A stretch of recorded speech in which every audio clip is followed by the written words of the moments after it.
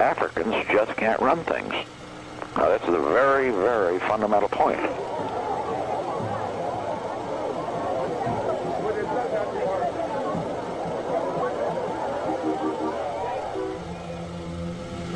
There are many other areas, as you well pointed out, where they can beat the hell out of it.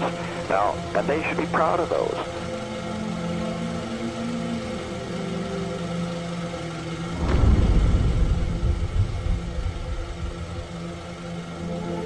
And of course, a lot of them are crooks, but we have crooks too.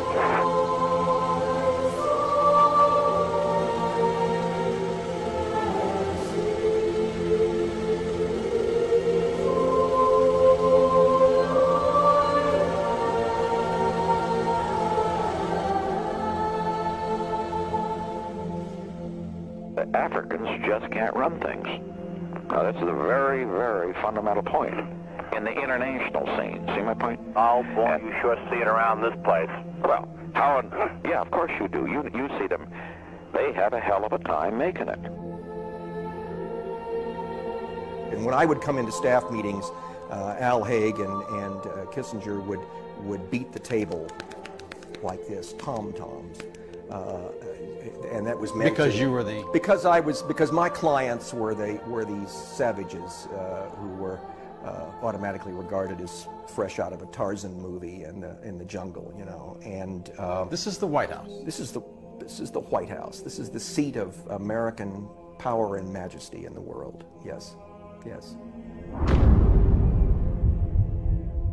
We've got so much blood on American hands throughout the world.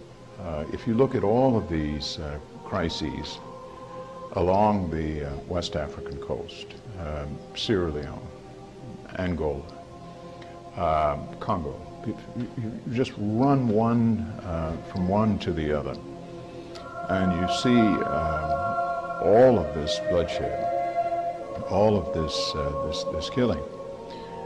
With warlords who capture areas with timber and diamonds. The guns come from the United States and other countries as well, but the U.S. is the leading arms supplier to these thugs in the bush in these countries who use children as war fodder.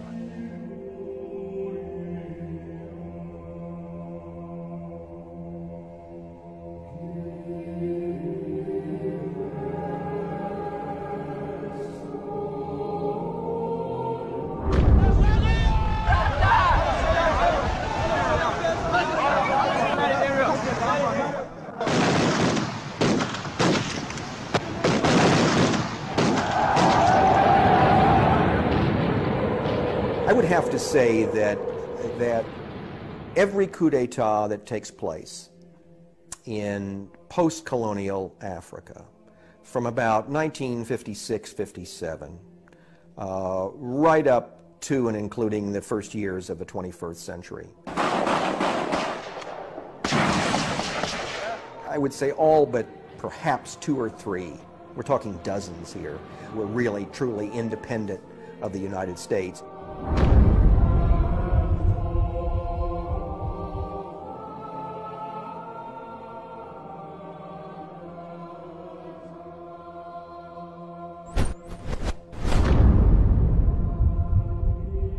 I said, assisted genocide. We can no longer go into a country and take it over with guns and bombs and tanks and planes. That would be condemned by the world. But instead, we allow the people to kill themselves. And this is why I call it assisted genocide or assisted self-genocide. It's like assisted suicide. You can't kill a person directly, but you assist them in killing themselves. We're doing this on a vast scale to entire countries and continents today. And you see these kids fighting, 12, 13, 14-year-old children in rags, but with sophisticated, expensive arms. It never occurs to Americans to ask what they're not told in the news report. Where do these weapons come from? These are the weapons largely sold by American suppliers. Well, the powers that be, the system, I would want to see them take another look into the eyes of the children and basically rethink the greed and the genocide, the destruction of the children.